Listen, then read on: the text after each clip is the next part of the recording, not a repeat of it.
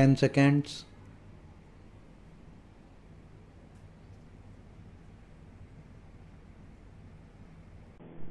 I have no intention of giving a certificate about which my honorable friend Dr. Krishnaswamy was talking some time ago, since anything like a certificate being given by any member of the business community is likely to be misunderstood. But the fact remains that impartial observers, both here and abroad, have testified to the soundness and stability of our finances, which have successfully withstood severe stresses and strains of the changing economic factors, both national and international, and for this the fullest possible credit is due to the wise handling of the situation by our present finance minister. There have been criticisms on both sides. Some have described the budget as pro big business, as something which has brought about a boom in the stock exchange, and as something which has brought about satisfaction in the business circles. The fact is that if there has been any satisfaction, it has been due purely to negative features of the budget, and not because any positive relief in any direction has been given to business or industry. It is true that there were certain fears in the minds of the business community that, in view of the expanding and growing needs of the center, the finance minister might resort to certain further additional taxation, and since those fears were not realized, there has been some slight recovery in certain stock exchanges. But that does not in the least mean that whatever relief and legitimate relief was due to the business and industrial community has received any adequate response from the finance minister. We have got to face the fact that we are at present engaged in the process of development.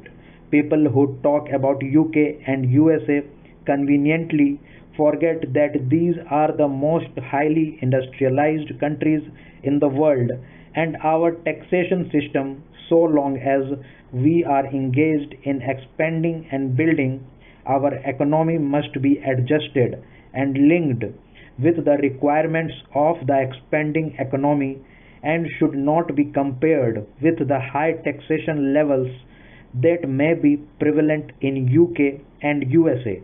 Friends have talked about unemployment, but whether the raising of the direct taxation levels will in any way mitigate unemployment is a question that should be considered.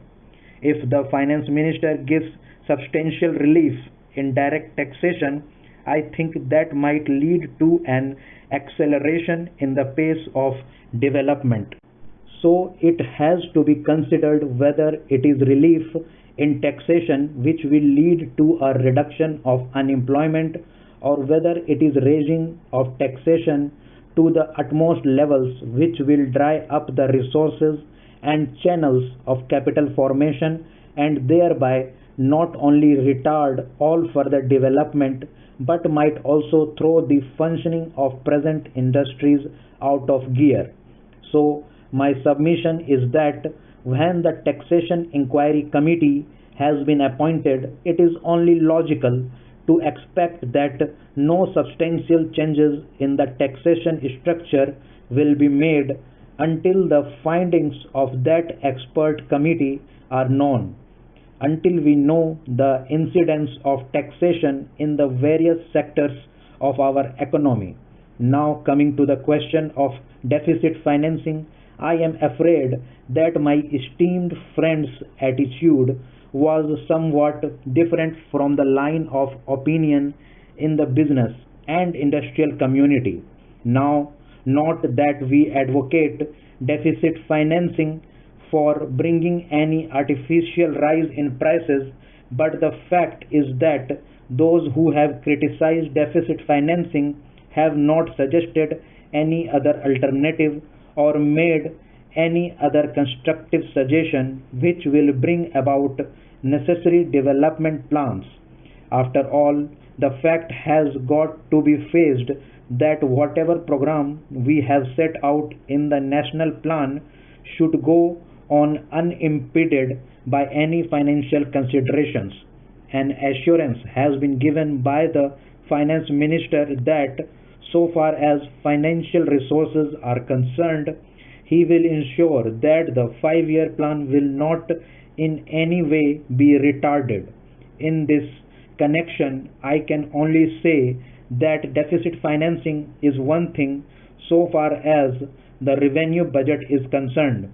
So far as normal expenses and expenditure are concerned, certainly nobody would advocate deficit financing, which might be very undesirable. When it is a question of doing something abnormal, of investing something in productive channels, then certainly some risk has got to be taken, and I think the finance minister has been fully cautious in taking whatever measures he has so far. We know the measures that the government took for contracting money supply about the end of 1950 and certain other measures adopted which brought about a slump.